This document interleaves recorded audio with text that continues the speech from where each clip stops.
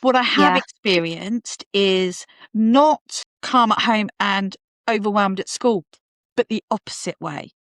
Interesting. So I had a young lady that I fostered, and she was very, very compliant for quite a long time.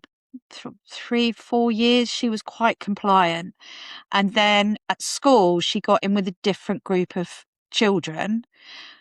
And at school, she was still being very compliant. She was a people pleaser. She would be the first one to put her hand up to answer a question. She'd hand the books out. She would do all of that. And then at home, she wouldn't come home on time. She was hanging out with this group. She was hiding under benches.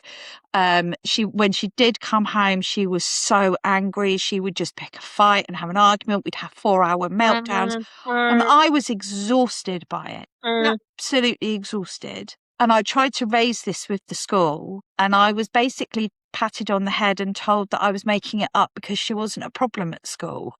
Wow. How frustrating. How frustrating. And that must have been even a deeper level for you, Mandie, because in your trauma-informed and then naturally trauma-responsive way, you know that she was masking in school because it was not her safe space, because she had to people please, because she had to use any tactic, any survival strategy had to keep herself safe from any perceived threats she may have been experiencing. And it wasn't because she didn't have that at home. What she had at home was a safe space to be herself and let it all out. Yeah. Yeah. But this went on for a long time, which I think shows the intensity, doesn't it? You know, that she's had, 6-7 hours of having to be la-di-da-di-da-di-da-di-da. Yes, sir. No, sir. 3 bags full, sir. And yet when she comes home, the 6-7 hours are probably going to take pretty much the same amount of time to release from her system, to bring down her cortisol, to get rid of that fight, flight or freeze. And yet the school have had lovely la-di-da girl all day, and yet you've got Hellraiser because you get her. I mean, what a contradiction in terms. What a slap in the face for being a good parent. You know, that's just awful, isn't it? It was probably one of the most challenging experiences. You know, having the phone calls from school about everything that was going on was draining and it was tiring. But it's part of my job. I knew the child. I knew what she was like because we were also having the same sort of issues at home. So nothing she did really shocked me. This I found really, really hard. And when I was trying to be therapeutic and when I was trying to say, you know, we need somebody in school who is going to be her safe person. You know, you and I, in our coaching, we always advocate for a child to have a key person in school that it's their safe person they can go to if there's any problems. The unfortunate part was that key person for her was also the person who didn't believe what she was like outside school. Oh, so annoying.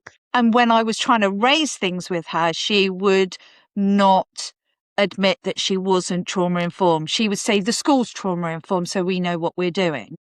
And again, you know, I'd sit in a meeting and I would be very professional, and she would just dismiss what I had to say. So it became really toxic and it became really quite destructive, on top of dealing with extreme behaviours when the person would walk through my door.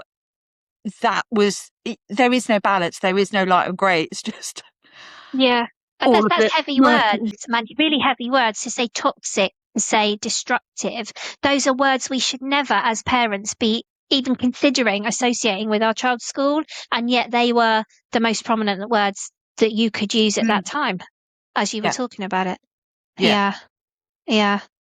And what doesn't help is, and you and I have, we're both aware of this, and I'm sure that you use it in your coaching as I do in mine. It's that sympathetic face. Oh my days! Yes. that traumatized children in particular have a real knack of latching onto. It's like a magnet. It's like a magnet. It's actually scary how easy it is to attract that in an adult for a child, isn't it? And again, it's part of their survival technique. So for any We listeners, get that, but it doesn't mean it's not not grating. oh, Yeah.